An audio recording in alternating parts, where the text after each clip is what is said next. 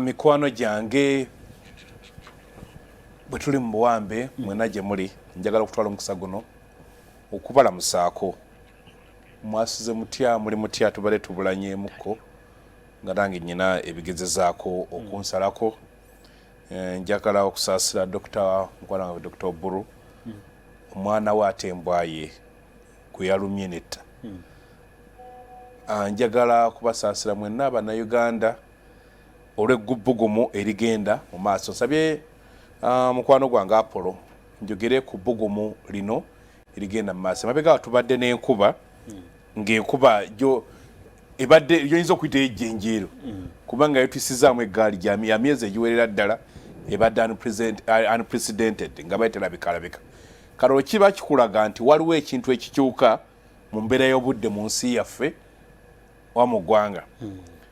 Olwaleero wadde okebera jjo wadde olanga ebbugumu lyaffe liri ku bitundu 3 ku buli 100 centigrade. Ate ennaku nga ziize mabega wone byatuuseeko ku 35. Kibategeera bwe olaba eyambuka bw'eti eryo liba bbugumu.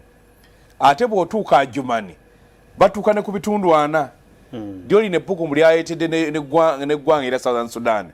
okusindika abaana awaka. Naye nga kyewunyisa nti Katonda yali atuwadde omukisa n'atuwa ensi ennungi eri ku ikweta. Ikweta kitegeeza budde bwansi bulungi. Era gatufuna zitwayitanga tropical rainfalls. Nti ffe yaffe enkuba kase ebbugumu manya nga lingi nnyo nti enkuba egenda kutonnya. Bwe kyalinga kitegeeza kakati olwaleero ligattako ne ligattako. Naye nga kyekireese ebbugumu eryo nti bw'otulira mu mwaka gw'ol1909 UN ekulaga nti tutemye emiti hectares eziwerera ddala miliyoni 2.4 by'ebitundu 63 ku buli 100 eby'ebibira. Ekitegeeza nti awantu wangi awaaliwo ebibira tugenze tubijjawo. So kati ebibira ebyo oba emiti egyo gireeta obunyogovu. Nabadde nve tugenda e Busia nempita ne bannaye ntuuka mu mabira nemaga muwulira empewo eriwo ng'oli agenda okuwulira ng'awulira obulamu ne tuuka e Busia. Twabaye tukomawo waliwo ekibira ng'ova e Busia otuuka e Bugiri nemaga mulaga ng'e Busia tubadde omusana gutwokya nnyo ne bwe tuuse mu miti n'owulira obunyogovu. Kati mu mbeera nga emiti n'egyali nga mubiga tugitemye walamu tugitemye ng'abantu olwaleero tuzimba n'amayumba kati twayagadde zino pavers n'osiba pava wonna mpaka ne ku kisenge ky'ennyumba. Kakati emisana ennyumba nedda pavers ne zikuŋŋaanya omuliro oba liyinza okuyita ebbugumu ligenda okutuuka olw'eggulo ne gujja ne gukupika ne yingira ennyumba n'oba nga tokyasobola kubeerawo. So kati empewo nzibu okufuna, obunnyogovu buzibu okufuna, abantu tebakyakola nzija zirimu miti. So n'olwekyo ate n'okuba nti waliwo gye bayita ozone layer lwe lubibi Katonda lwe yakola oluli wakati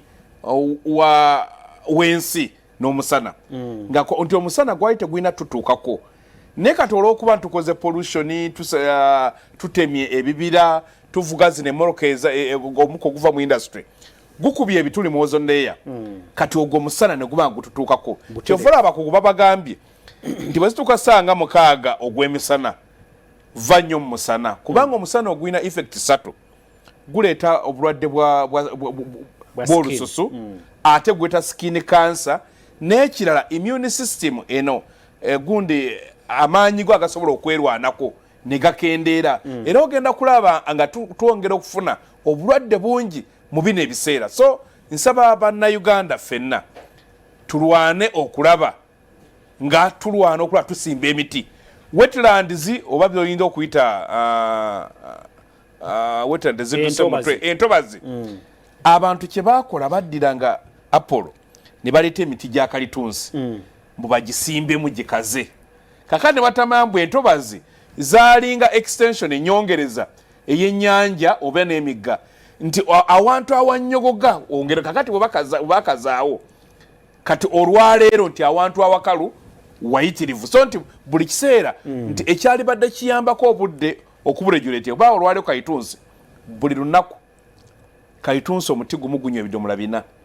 kyovola ka ne bw'oyagala olwayo kusima zinayikondo bagamba amazzi gakoze eki geyongedde okuka kati mu mberi bweto nti tuba tulina okuba nga tufuna effect za buno obwedde so nsaba bannayuganda ffenna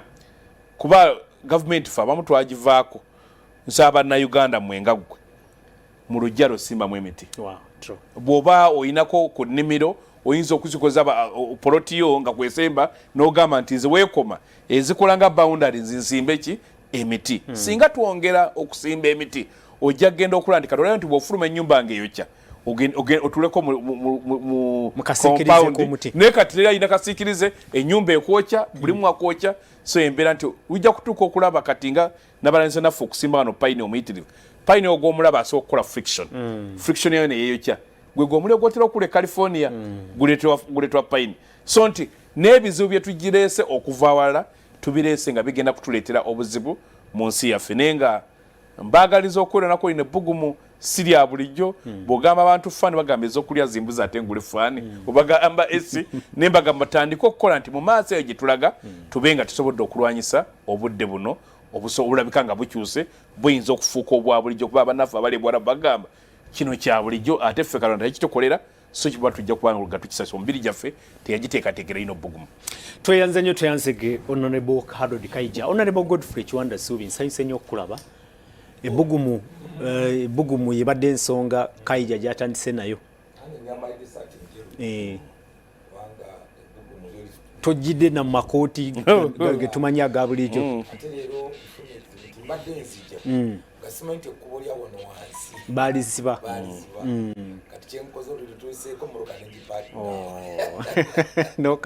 ate ekyomutawaana mukoomu ennyini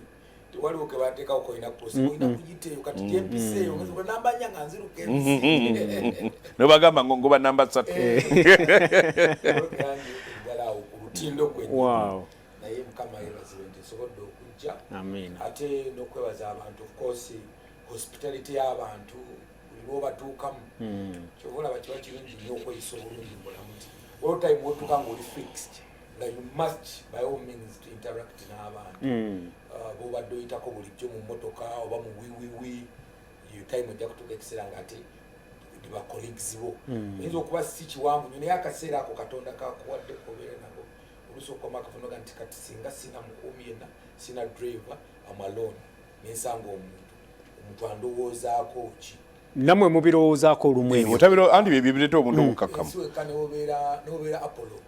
ku radio oba ku TV byoyogera ozoga nti binsobozesa okubamu bantu even nga seekwese it is very important omuntu ekyo ekiro kiroza n'obeera munaddiini oba munaddiini oyinza okugamba nti I'm protected n'ekyambalo kyange naye singa wanudde ogamba nti nzigyemu kukola ntambudde mu bantu nga siri protected na kukola njo nabadde ngamba mutabani wange mugaa nti ebintu byokola ng'oli wekka byebibuulira empisa zo yadde anvuga twali tuba ku luguudo nawetera awa nemugamba naye nagana teri mmotoka naddamu nawa nemuga kati okuba twatandise wakakola ensobi 3 naye okyogera okuba nti oga teri musirikale naye ebintu byokola nga olowooza nti tewali akulaba bebidefininga character yo nedda tewaliwo amaanyi akulaba kubanga oli nti aso okukubonereza kale tegeeza abalala abakulaba tobafaako so abalabo nabo abakulaba naye olwokuba nti golowooza nti wali muntu asobola kukugambako so you end up ng'osobola okukola buli kyoyagala of course ekituviiriddemu na bino byonna byetwogerako ebya environmental changes olw'ensonga nti abantu tukola ebintu bingi nnyo okwesuulirayo gwanagamba olunaku olumu nali awaka kati awaka waffe walinga ekibira wanekampalemera nti waka walinga ekibira nali ngamba mukyala nemugamba akisusse tujja kutuuka ekiseera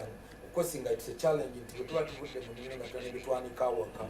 tetulinayo tubeneka nti awaka wonna naye ennaku zino anjiwako nangamba ndowooza kyenagamba ngaokiraba because our whole home is like a forest tubanga abayingira mu kabira awaka olw'ensonga nti emiti gyonna gyetoloddewo olwo n'abantu abalala bangi osanga nti nawe okusimba omuti oluusi ayinawo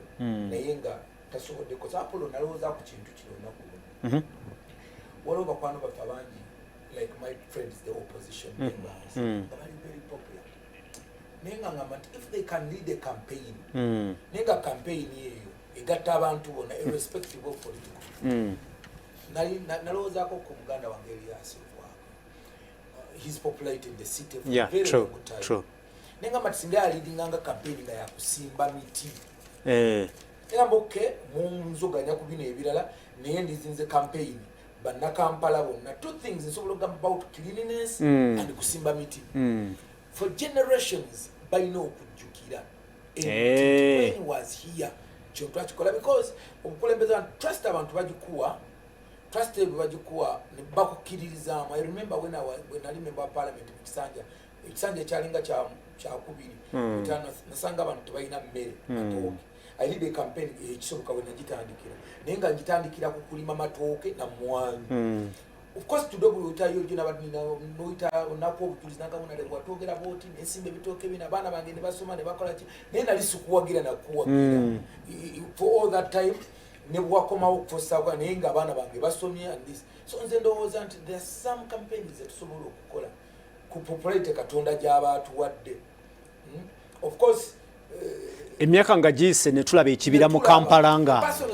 ng'emiti gino tugamba nti gya Elias Lukwago. Nagamba this is the campaign. I can even do it from ngabola bena conspire in a campaign za colonize run some corruption is collection. There are some campaigns ezitugatta even when tetuli nnyo tetuli bandowooza zezimu ninga katonda populate agikuwa de. Yes. Wolo katnaga nti ekyo abantu bakyakuwulira abantu bawulira n'ogedde bozi muntu bobusepita abantu bakobusepita noga kino ugenda bano bakikola why don't vayo olumo gambye nti musimbe emiti. Yes kubanga jukira that populate expires yeah egwawo with them Uganda webuza nti populate katunda jampa for 5 years 10 years nga nina about 70% command 80% command of this village over parish over district njikozesezaamu tobola abantu campaigning ezo abantu tuke ekiseera nagamba abantu waliwo olunaku olumu abantu ababatu najja nga ze prince ngata nagamba nti KAIJA ayinza okwesimba for president naye ng'obulamu bwe he may not even think nti agenda kuwangula naye ng'akozesa platform eyo to campaign about the environment. Exactly. N'akozesa eyo n'agenda eggulu n'agenda banga musajja ngalaba ng'atayite but this is an opportunity media yonna emukavalinga naye ayagadde kukola contribution mu bulamu. Bottom line Honorable Godfrey Kiwanda Subinduza kwe kubeera omukulembeze ng'oyina n'oteekawo ekikujjukirirwako nti kino kyo yakikola mu buzibu bwonna bwe yalimu. Yes. Kino kyo kyako kirungi nti oyogeredde kumpi ne Secretary General abeera kumpi ne Kano abeera kumpi ne Road Mayor nga tukikola issue eyo nga tukikola kubanga olwaleero bwe twafuna National Forest Authority omulimu gwesinza okukola kuwa abantu okusala emiti nagamba mbu basimbemu emiti batemawo egiriwo mubasimbe emirala buli asimba zibayita commercial forest basimba kaitunsi gwe nkugambye ekizibu kye olwaleero ng'oyina nema ye nanyini wetlands wetlands ozisa nga tulina ettaka Uganda yeyina ettaka nga lyalibadde planned bulungi juzi nasanga omwana nga wa boda ngenda omubuuza banawe okwogera buli nga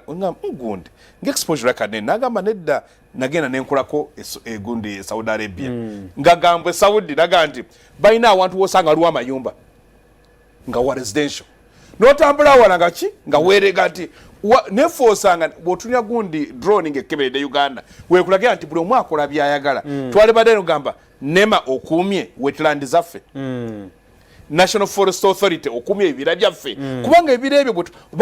abali mu NFA be baali badde basinga omuntu wa bulijjo okumanya lwaki tulina ebibira kakali naffe abantu abalala tugatekeyo campaign naye nga bakastodian kigaana ki KAIJA ne tiimu yo ne mukulembera campaign nedda nkikiza si kyentuukiddeko olwaleero nkugambye wo twagikolako none muwanga kivumbi ono akimanyi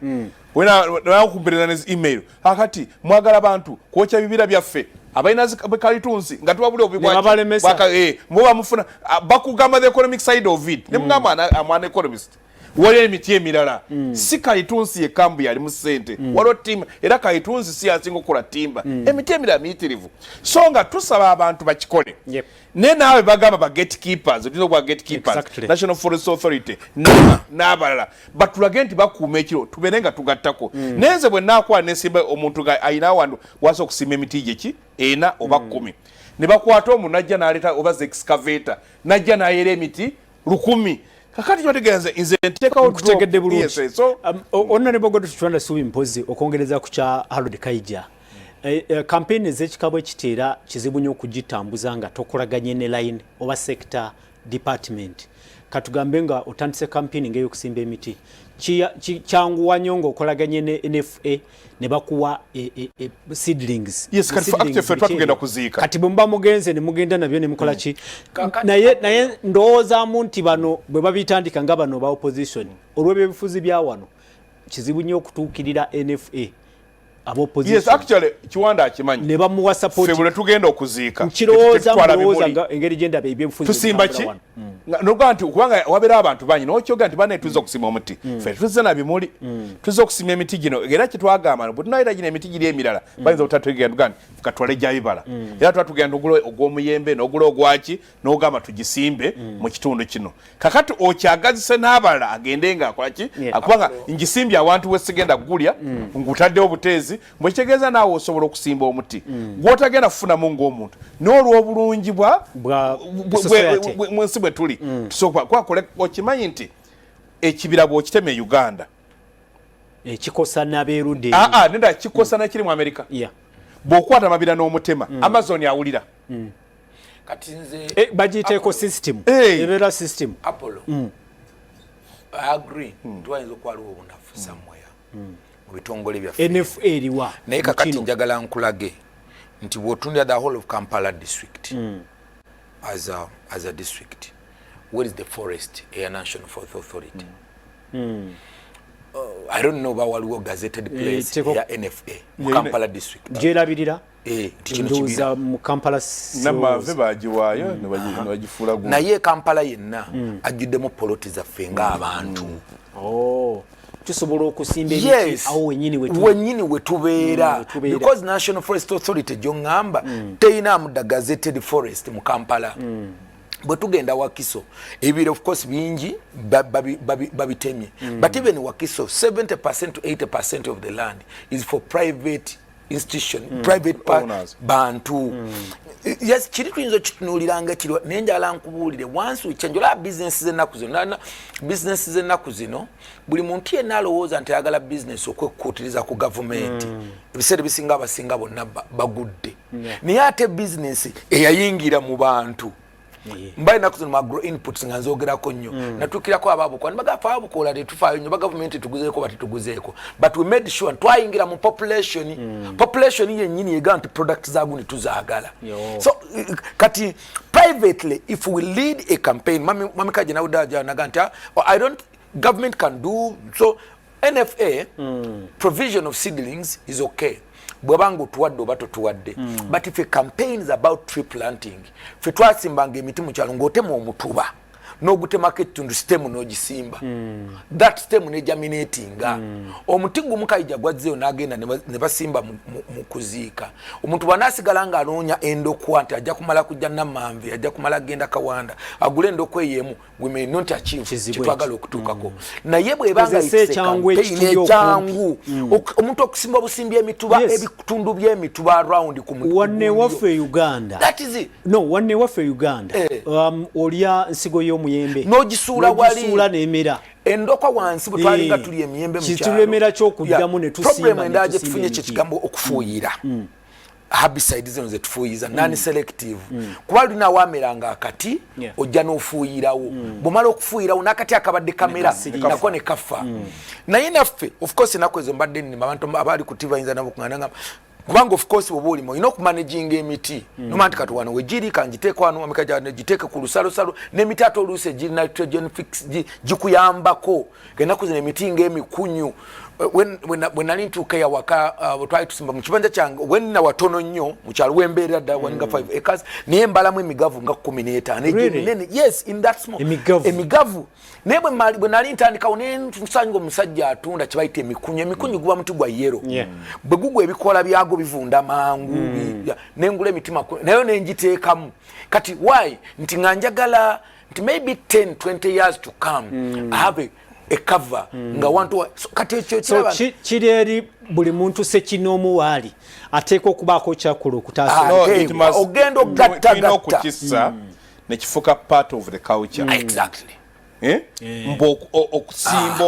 omuti buli omwawuli aba batalina muti gugwe kati ewa mamange libeera banja empezaawe emiti gya fruits giringa 10 omuti lwensanga ovakado mulungi nange wange nange nina akajja akatono naye ssebo ninamu singa abantu bakyeteekamwe nga bakyagala kati patana nk'okulumwa ngalabe uwe ngalabo lyagutema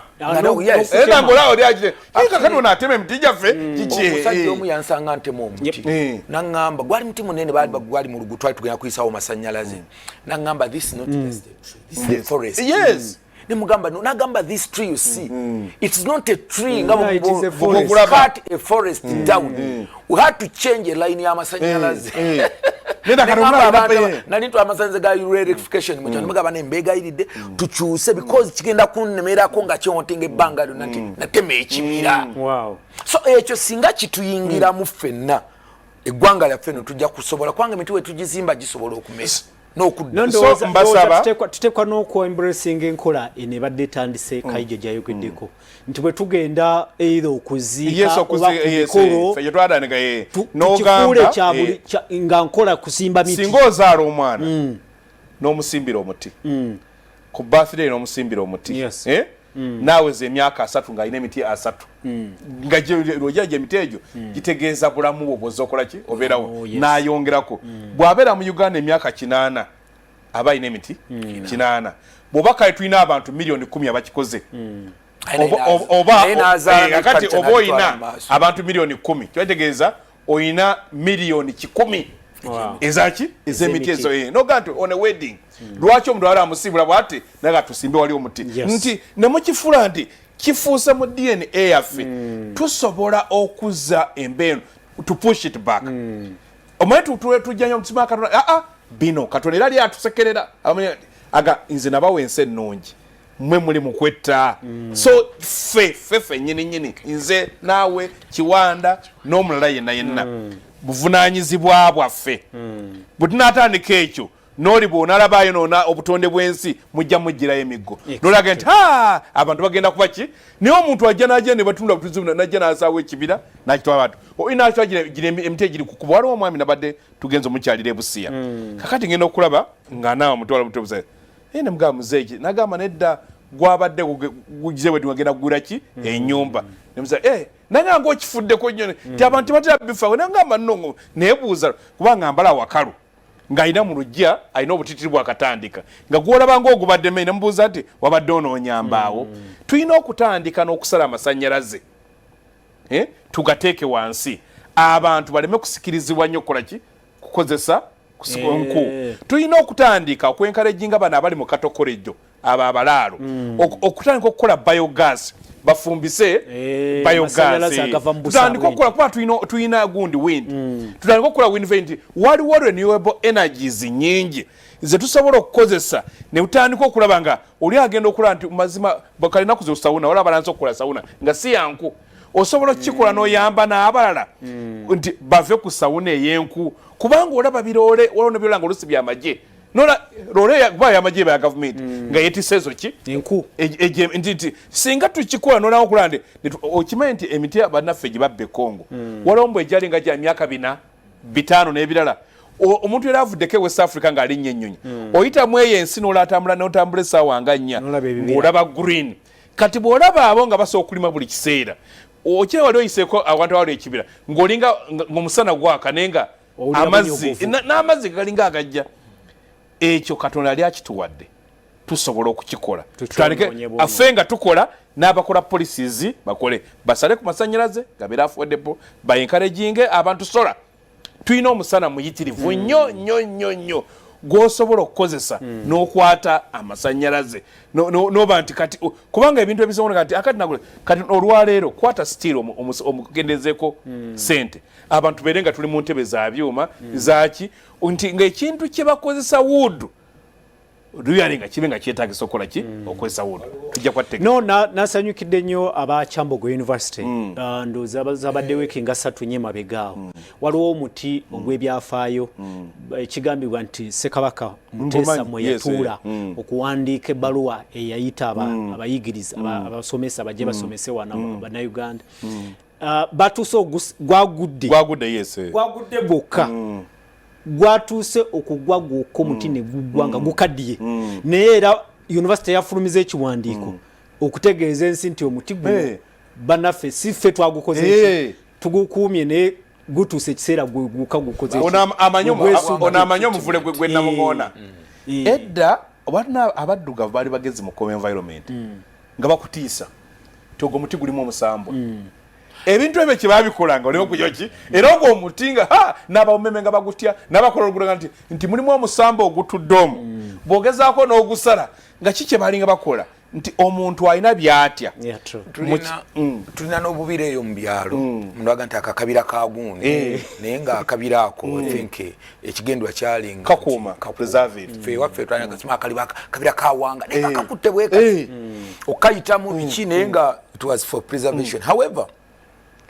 Kaija ina kyayogedde ne kinjijjukiza olunaku olumu mutabani wange yajja mu kyalo nga naguze entebe za mahogany za dining nga nyingi nnyo ziriko 12 nga nze ndi so proud mahogany namba daddy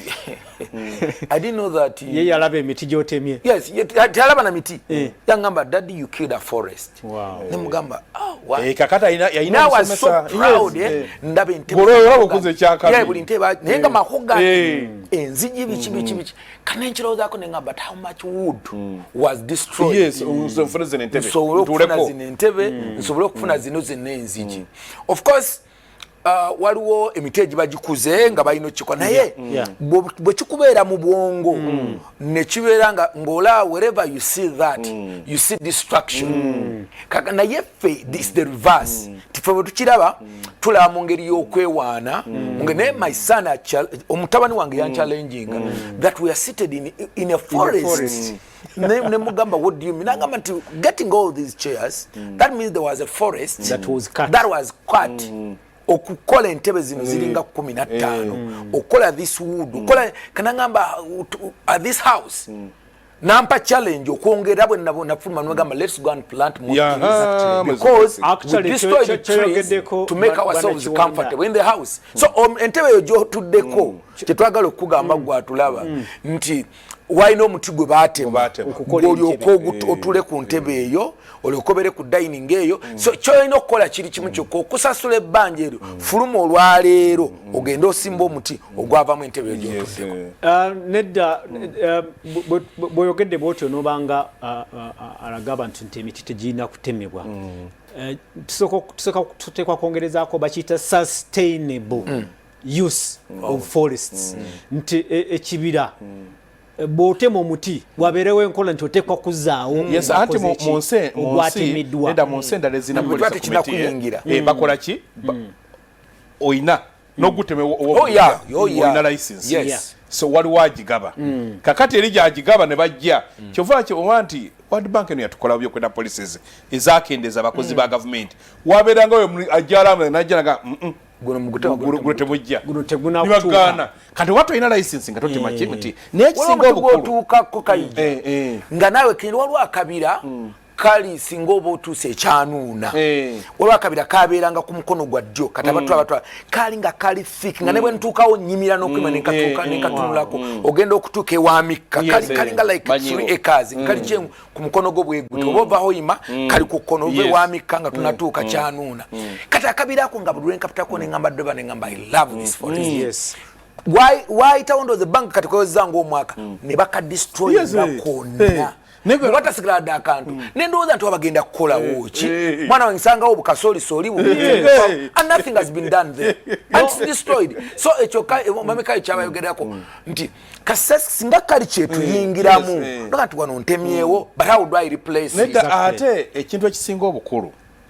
abantu baffe beetaaga okutegeezebwa nti ekibira si bimuli nga bagee nti ebbugumu lireeta obulwadde bwa skin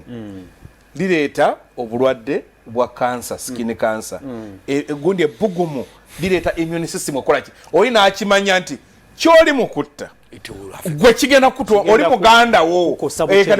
ekibira ekyo kiina gwe bwe kikuyamba okubeerawo nga sinatuuka na ku ddagala eriva miti sinatuuka na okubanga okimanyi wali otuuse ŋŋamba nnyo abantu tuukako mu mabira osebwa oti ojja kulanga empewo gy'osika yanjawulo n'empewo gy'olina wano ng'ekikulaga nti buli lwojjawo omuti gwennyini oba okendeeza empewo ennungi gyossa era respiratory diseases zetufuna teziva ku ebyo era batugamba nnyo kyolade magendo gine emiti gy'ebibala gitera okubeerako bino ebikola bya green ebinene kuba bagamba ekikola kyongera okubeera ekinene nga kya green kyongera okukola oxygen kano naye waliwo amaka g'otuukamu ng'oli ayina gabagakoze bulungi nga ayina ekiringa ekibira awakaye wow naawe n'owulira ng'olina ki emirembe naye mbagamba nnyo abantu kikenda kusembeddewo nti abantu gano amazimba ennyumba zibe zizimbye nali mbuuza engineer omonga enzimba gye tuzimbamu nti abantu bakutte pavers n'azissa mu luggya ne zijja ne zituukira ddala ku ki nga tewali waalise wadde ku lubalaza naye n'atamambwe ebbugumu lyakuŋŋaanyizaawo kyovulambuka n'ennyumba ez'amategula ekira ebbugumu likola ki oliwulira zino esi ze tukozesa buli kintu kyolaba ekiri artificial kirina obuzibu bwakyo tulwanye nnyo okukola ebintu katonda bye yatukolera tubeere mu mbeera etuwa tweyanza nnyo tweyanze galaba Soul TV program omunyo ku makya bwetyo bwe tutambula tuli ne Honorable Godfrey Kiwanda Subi National Vice Chairman wa NRM twina Harold KAIJA yesaba wandiisi w'ekibiina ekya Forum for Democratic Change FTC kwate simu sindiko baka ku noti 7 noti emu mukaaga noti 9 noti mukaaga ensonga zonna zetwogerako mu studios osobola okwongerezaako nawe n'obako kyoteesa nga tunulidde embeera nga bweri mu ggwanga Uganda tunulidde ebigenda mu maaso mu kiseera kino kyennyini n'ebyobufuzi naye ensonga y'ebbugumu ensonga y'okukuuma obutonde bw'ensi etteeka okubanga etandika naawe kennyini w'oli tuteekwa kubanga ffe tusalawo nti tuteekwa kukuuma butonde kuba buno obutonde yeffe tewali ki era kinumanyo Harold ne Mwami Godfrey Kiwanda Subi ba environmentalists bakubiriza basumuusa baagala nnyo okukuuma natural forests compared to these artificial forests nti natural forest tebaamu ekyenjawulo yo ebaamu n'emiti egyayo egiri natural bw'oyita ku Masaka Road Kampala Masaka Highway waliwo obutunde ebyo bibiri okuli bu natural forest oba obutono wadde butono nnyo n'otuukawo n'owulira nga KAIJA bwayogedde n'otunulira emiti nga tebwaliwo ogisanga walala wonna giri natural embeera eriwo eri natural katonda ekintu kyeyakola kibeeramu ne ingredient kyenzijjayo kiikino kyoyogeddeko ku ntandikwa nti kati abantu basaawa bino ebibira ebinansangwawo netusimba kalitunsi netusimba zipayini netusimba ki netwewaana nga bwe tusimbye forests n'ebibira ebyo ebiri tebifaanagana ekyenjawulo kiri kimu kyokka munakajja bunaku tukiwakanako ekyo nti kalitunsi si mulungi oba payini si mulungi naye ababikolako bo bagamba nti bebasinga ate okuba bakwano b'emiti egiri nakyo yes nga bagamba nti singa kalitunsi ate teyaliiwo amaanyi gonna bandibadde bagakyusiriza emigavu emituba emikunyu n'ebirala kati kalitunsi olw'okuba waali omuntu yandibadde afumbisa omugavu afumbisa kalitunsi akula amangu nasobola okureplacinga ekibira kiri kirwawo okukula ng'ogyeko okuwawo okukula olw'okuba biri KAIJA byayogeddeko tukyabikola abantu bakyatema osanga emmotoka banalina owulira ng'okaba osanga fuso ng'ejjuddeko emigavu nze nnaku amaziga genkaba nga ndabe emmotoka y'emugavu sigigamu genkaba nga ndabe emmotoka ya kalitunsi kuba kalitunsi mwangu okuzaawo manya jamuza ate n'ekyo kyennyini kye mwogedde nti bw'oba okyame mu kibira ekyo ekiri nakyo n'olwayo abatuwuliriza gwe genda mu kibira kya kalitunsi ova oyimiriremu ogende ku kibira ky'okukyalo ekirimu emigavu ekirimu emikunyu ekirimu ebibowabowa ekirimu biki so it's so different, very different. I mean, situation tuzitambulijjo. I was almost fainting. Na ina mva mufamu, bali balina kye nakola nga sikigendedde twazdagala. Nebo navaamu ngandi sise nga sikimanyi bwe nagala nenyimirira mu kibira kiri nacho kiri kumpi awo nenzugula amali kuba nagenda nensuka negala motoka ntesemu AC let me tell you until when bwe nagenda awo mu kibira ekyo nenzugula what empewo bwe yajja bwete life wafuna obujjanjabi obwobwerere nenga ebyakalitunsi byonna obiyisemu you cannot get the same so the only thing chendoza ku kalitunsi it is one ntasobola tuyambako okutaasa kiri ekinene. However kaija argument yange otagikirizanga no yes kubanga waliwo emiti emirala gitso kubanga ekizibu kya kalitunsi kyakola era kibi kubanga bwaganone nawo gwali makasole tolama nti olwalera abantu bagenda okusima zinayikondo tabaganda amazigali wansi kubanga tukoze yes buli mujongerayo kyovula ne bugumu likola ki digira nti lulya bugumu bwelajja ngofuna mangu enkuba lwaki tokyagifuna kubanga lyali badde lina gelina okusinkana gali wala bagenda okwesanga tebezika kati so nti nze bafunota emiti egiri alternative atali paini atali kubanga ate paini kyembabulyako paini w'omusimbye tosa kusimbawo kintu kirala paini ali toxic wa butwa kyovola ku butigo tolako biyonyibira bikola ki bizimbako so kitegeza mbulize ate talingo boga mukaitusi bo mutema emiti emirala ina gikola kiddako tekula wali oboseewo kabaka weddemu so tetusobola nga population ya fenge erinya nga wetaaga ettaka no simya mitejiga ate nga tujjawo emirungi teka we Sembus Ivan Alikalero agamba nti the heat may be caused by both environmental degradation and nature agamba nti okusanyawo obutonde ate mbu kyandibanga kiva mu butonde bino byonna bye bimundo alinga agamba nti ensi naye etabuse waliwo ebivudde kyekitabula ensi ebiri bina kutandikidde byetukola ffe byetukola bye bitukola ki erwakuba nti tuli guilty tetwagala kwesonga mu luki lugalo nti bannange kino twakikoze eki twakikoze ensi ffe by the way singa ensi ojja otunuulire mu bitundu byosanga nga abantu bannagendayo nnyo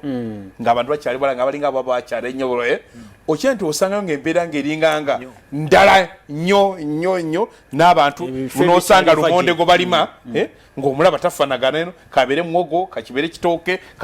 ng'obiraba ebyo ekibyanjawulo kati bw'otuuka ewa bakiwaana eno gibalanisa okukozesa ennyo emityana simanye okyembwe eri omuntu gy'ayita muwogo nga yenkana bw'ati nga yeetaagadde ekijumisa ekimu ewaba kiwanda emityano tosobola kulimayo nga tolina ate ne bw'osimbayo era akawogo kabeera ki bwekati newala omuwogo yenkana bwati ewa facing ebijumisa tetubimanyi naye emmere tugirina okumalawo obunafu mu Uganda gavumenti esaana okuteekawo ku kibooko ejjemu abantu emputu okumalawo embeera embi n'obulyake mu ggwanga. Dumba Richard ali ku Kasesebwera boda ndowooza no ayogera ku bulyake bannange ekimazizaawo okusaanyaawo obutonde buno enguzi eri mu bintu ebyo byebimu ebiviirako embeera omuntu avaayo n'azimba mu Lutobazi n'azimba factory mu Lutobazi wano mu kibuga Kampala abantu abatemye ebibira abatema emiti bantu b'amaanyi waliwo connivance bakolagana ne ba environmentalist abo mu bitundu abateeka okukuuma emiti egyo era be bamu abakola ki so ndowooza Dumba Richard okuva e Kasesebwera ku boda mutuufu obulyake naye agambe nti mwetaagisaamu n'omukolo gw'ekyuma zinza obutaba kibooko but we should have amateeka agakola ekwanga n'entundi ennaku ezo tundi abantu bana buludi bloka bwenda beekubo bagamba sima environment na yes NFA waliwo bona bagaba ne tenda districts zigaba tenda z'okukuuma muntu ne bagaba twakwadde tenda gw'okuuma emiti sima buludi bloka obulaba bateeka buludi bloka ne bajja ne basoloozaako abantu abatisse embaawo abakoze eki I don't know ekyo kiyamba kimu ku protecting because namuno yakwata tenda yabayagala kujjako regulations are festival amoko nze ndowooza nga syllabus omayinda bikano tweta tuogereko ne bannafa abali Ministry of Education kubanga omanyi abantu formal education yaffe ate yattabusi bwe twalina eri informal education abantu bamanya nga bakulaakulana bakuuma ekitundu kyabwe buli kimu omugaso gwakyo omwana okutandika ddala nga avya ddala mu nasale omufudde mukwano gwa gwensi Uganda is my motherland kikyoyita mama wo okumwagala biki byalina obyagale neva nti bwomutandika okubanga najjanga akubanga omwana gundi ba philosophers batugamba nti omuntu Katonda amukola ng'obwongo bwe bulinga olupapulo olwerere kati environment mwali etandika okuwandiikako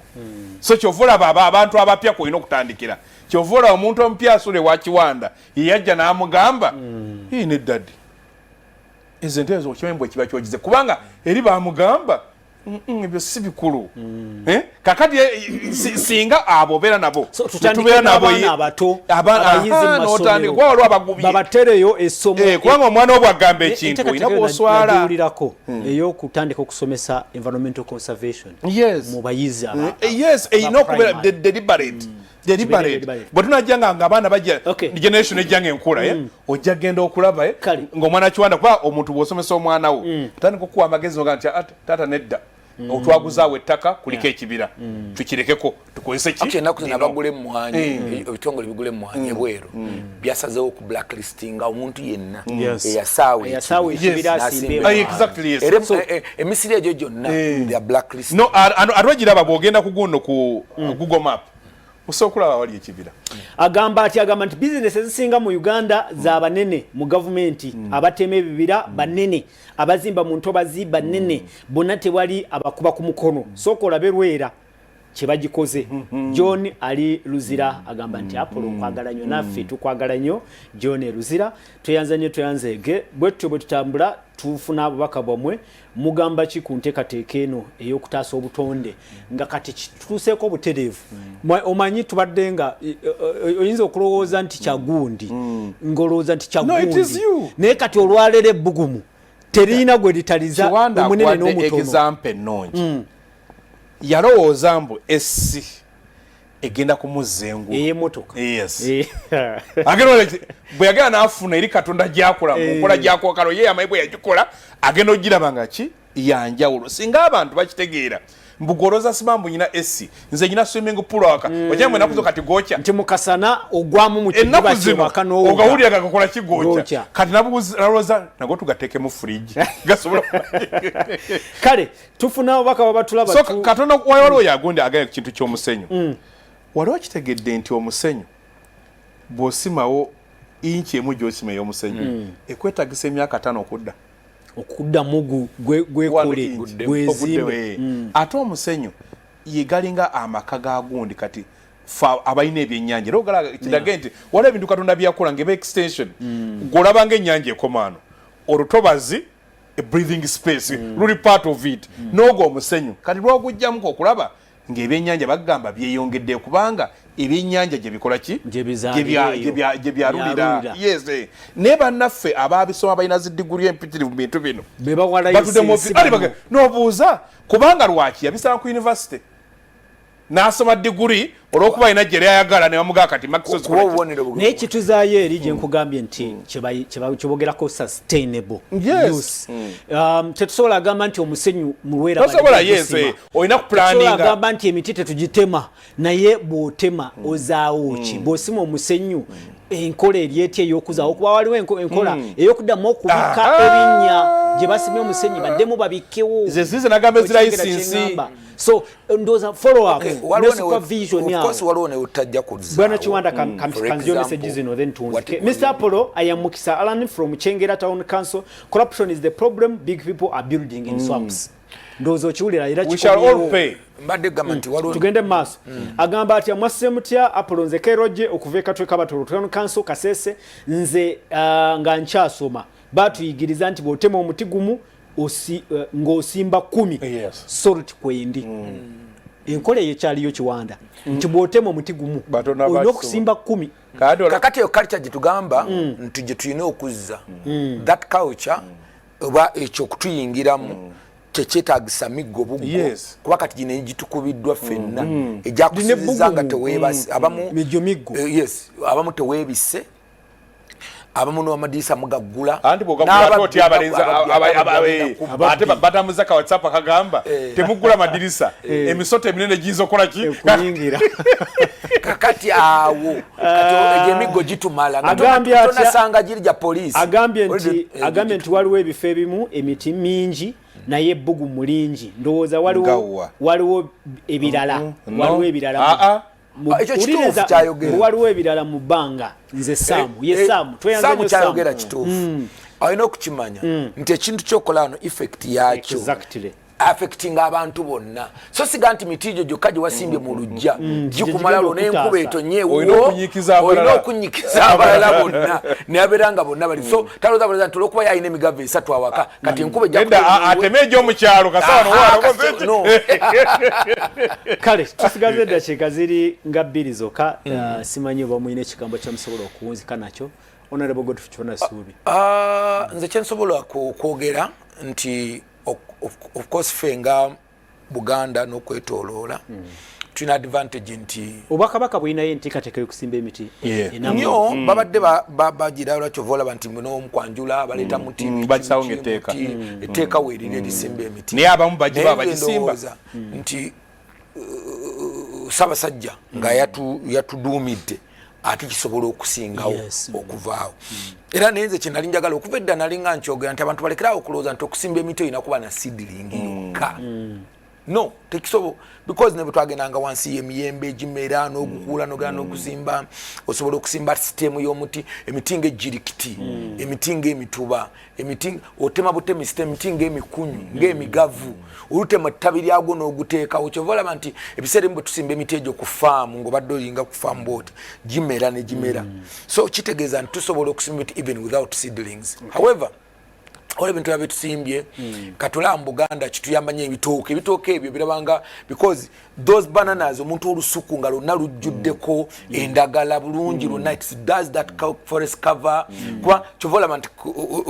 lulaba lugazi nti ebe nabituyambako ku environment okuzaawo ensuku zaffe ate bobozizaawo ensuku emiti gisimba eri ku lusalo emiti emirungi egisobola okunyogoza edda wagulanga kandiizi n'okawulyanga kekola okuba nbaga kano kandizi kabadde wansi wa mugavu kano kandizi kabadde wansi wa mutuba so eyo na message etulaga nti byonna bye tukola bikwatagana emiti gikwatagana nebyosimba na bino emwanyi zojje wansi w'omugavu zizitowa okusinga zino ezibadde mu pereketya so it's very important okuba nti ebina tubirowoozaako nga bannayuganda ekyala mumanye ekisembayo ti ne bwe tuba twagala kufukirira bino bye twagala okufukirira tojja kwagala kufukirira nga toyina wina water source ate water source muzisimbyemu kalitunsi musimbyemu pine kati gosimba pine ekemu naye nga ate wosimbye ekemu tuba tusobola okujja water source supplying ekyalo kyonna supplying ekaze 10 eri waggulu z'olina so nga tonasimba kalitunsi oyo lowoozaamu naye kino kyenkola kigenda kukosa kitya the rest of tweyazanyo twanzege Harold Kaija yogera obako obusembayo ndowooza tekwanna kweyama nti mugenda kuvaayo ne campaign esimba emiti wako no kugambye campaign eyo twagiteekawo ne gandi buli event okugijjukirako muki muti nenga gaye nti weetaaga gundi eridda liberate okwongera okwagaza abantu oba tunajjangana olwojjawo ku kasekendi kamba nange wasimbye omuti tutandike programu yava nti singa kifuuka omanyi programu ezifaanagayo wezityo walaga mbu eyo programu teyanyumye abantu ebintu ebibakwatako abantu politics yatuyingidde mbobalowooza ekinyuma kyokka kale tumala tujja ntwogera ku byobulamu agaye programu tyakoze eki teyanyumye naye tulina okubeera nga twagala obutonde kubanga obutonde bw'ensi bwe bulamu bwaffe bwe tutaabwagale fefe nyini twetta obulwadde bwosinga okulaba obulwadde gundi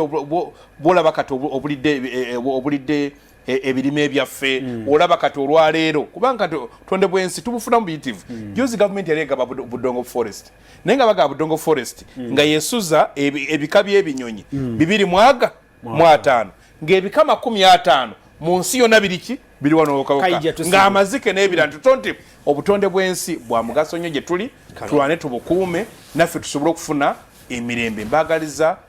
ennaku esigadde omuyiki tusinkane katonda nga tweyanze nnyo tweyanzeege abali ku Soul TV ndowooza obubaka butuuse bulungi